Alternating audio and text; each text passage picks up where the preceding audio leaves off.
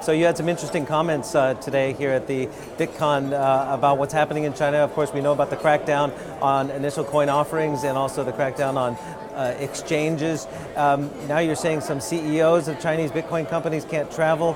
What are you hearing on the ground about the state of disruption right now? Within China, everything is extremely uncertain. Any officer of any cryptocurrency exchange in China may not leave.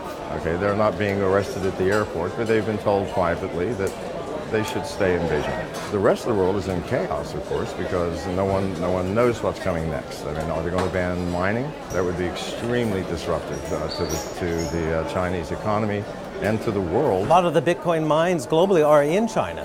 Well, the largest is in China. Right. It's owned by Jihong Wu. You know, tens of thousands of machines mining 24 hours a day.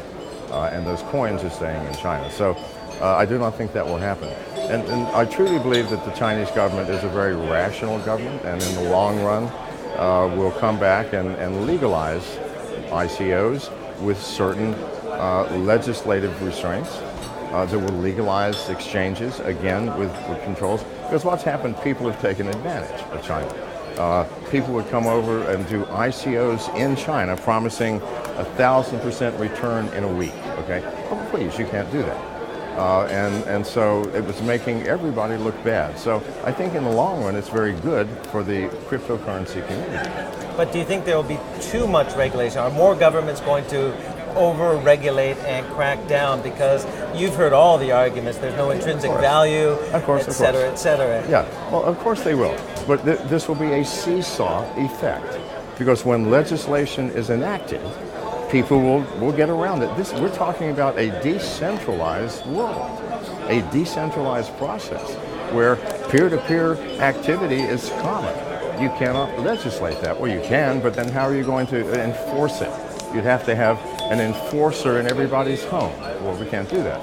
So yes, they will enact legislation, people will get around it, more legislation will be enacted, people will get around it, but in the end, governments will lose because the power of this technology supersedes and is way above the power of centralized government.